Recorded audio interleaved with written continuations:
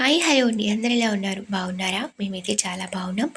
మీరు కూడా ప్రతి ఒక్కరూ పిల్ల పాపలతో సకుటుంబ సమేతంగా ఆ భగవంతుని ఆశీర్వాదంతో ప్రతినిత్యం సుఖశాంతులతో ఆయురారోగ్యాలతో కలకాలం వర్తిల్లాలని నేను ఆ తిరువెంకటనాథుణ్ణి, లక్ష్మీ సమేతుడైనటువంటి శ్రీనివాసుణ్ణి ప్రతినిత్యం ఆరాధిస్తూ నమస్కరిస్తూ నా కోసం, మీకోసం, మనందరి కోసం ప్రార్థిస్తూ ఉంటాను. ఓం నమో వెంకటేశాయ. అలవేలుమంగా పద్మావతి సమేత వెంకటేశ్వర స్వామిని నమో నమః. ఈరోజు 3వ శనివారం. నా వెంకటేశ్వర సప్త శనివార వ్రత విధానంలో భాగంగా ఈ 3వ వారం పూజ విధి విధానాలను మనం సవివరంగా క్లుప్తంగా తెలుసుకుని పరిచయం చేసుకుందాం. అందులో భాగంగా శ్రీనివాసునికి ఎంతో ప్రీతిపాత్రమైన మా అమ్మగారు నాకు చిన్నప్పుడు నేర్పించినటువంటి ఒక చక్కని గీతాన్నైతే నాకు తెలిసిన విధంగా నాకు వచ్చిన స్వరంతో ఒక్కసారి పాడి మీ అందరికీ కూడా ఆలపించాలని మన సంకల్పంతో పాటను ఆరంభించబోతున్నాను. ప్రతి ఒక్కరూ చూసి వీడియో చివరి వరకు కొత్తవారు ఎవరైనా ఉంటే సబ్స్క్రైబ్ చేసి మర్చిపోకుండా షేర్ చేసి కామెంట్ చేయడం మర్చిపోకండి. థ్యాంక్ యూ, ధన్యవాదాలు. ఓం నమో వెంకటేశాయ. కొండలలో నెలకొన్న కోనేటి రాయుడు వాడు, కొండలింత వరములు కూపేడు వాడు, కొండలలో నెలకొన్న కోనేటి రాయుడు వాడు.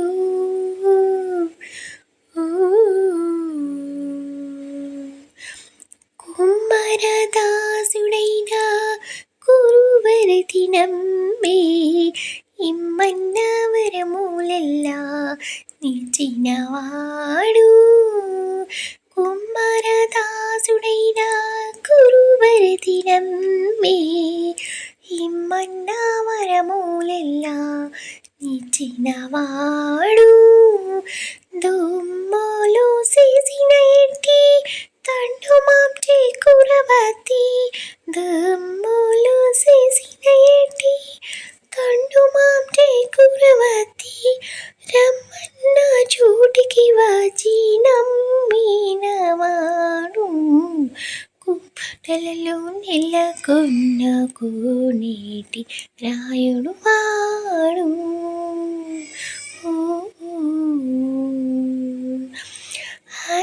భూమిడుక తోడ ననంతాలు వారికి ముట్టెలి వెట్టికి మన్ను మూర్చినవాడు, మచ్చికట్టులతో తిరుమల నంబి తోడుతా నిజ నిజ మాటలాడి నొచ్చినవాడు, కొండలలో నెలకొన్న కోనేటి రాయుడు వాడు, కొండలింత వరములు కూపేడు వాడు, కొండలలో నెలకొన్న కోనేటి రాయుడు వాడు.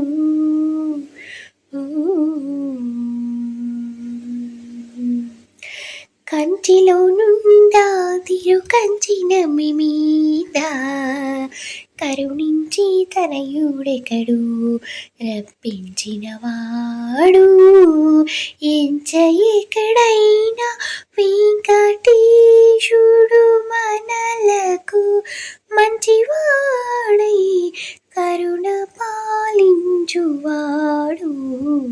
ఎంచ ఎక్కడైనా వెంకటేశుడు మనలకు మంచివాడై కరుణ పాలించువాడు,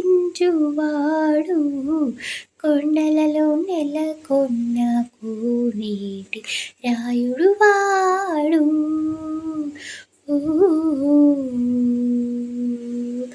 ఓం నమో వెంకటేశాయ. బహుశా ఆ వెంకటనాథునికి, లక్ష్మీ సమేతుడైనటువంటి శ్రీ వెంకటనాథునికి బహుశా నా కోరిక తప్పకుండా విన్నవించుకుని ఉంటారు.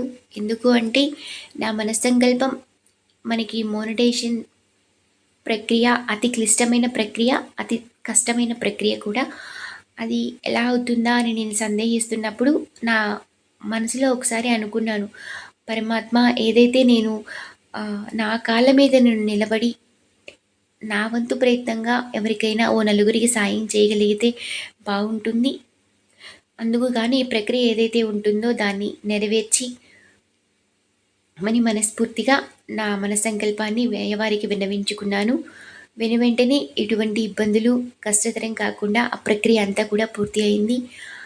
అదే రెండవ వారంలోనే ఈ మోనటైజేషన్ ప్రక్రియ ఏదైతే మనం అనుకున్నామో అదంతా సక్రమంగా అయినది. తర్వాత కూడా మనం ఈ చామంతి మొక్కల పంపిణీ ఏదైతే అనుకున్నామో అదంతా కూడా అయ్యవారి మన సంకల్పమే కావచ్చు. బహుశా ఇలా చేయండి, ఓ నలుగురికి మంచి జరుగుతుంది మీ నుంచి.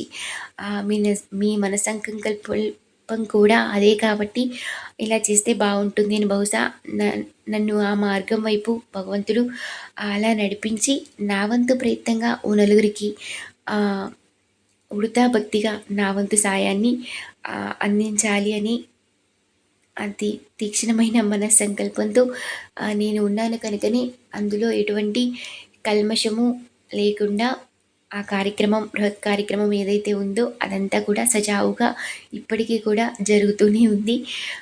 ఇలాగే ఇంకా మంచి మంచి కార్యక్రమాలు జరగాలి అని మనస్ఫూర్తిగా భగవంతుణ్ణి నా కోరికను విన్నవించుకుంటూ మీకు మాకు మనందరికీ కూడా అంతా మంచి జరగాలి భగవద ఆశీర్వచనంతో అని నా పూజా విధి విధానాలను యథావిధిగా విఘ్నేశ్వరుడికి ముందుగా, తర్వాత వెంకటేశ్వర స్వామికి సతీ సమేతంగా అమ్మవారితో పాటు కలిసి పూజలు ఆచమనము ఈ షోడశోపచారాలతో పూజ అంతా జరుపుకొని చక్కగా నైవేద్యాలు పిండి ప్రమిదలతో వ్రత కథలను ఈ 4 వ్రత కథలను చక్కగా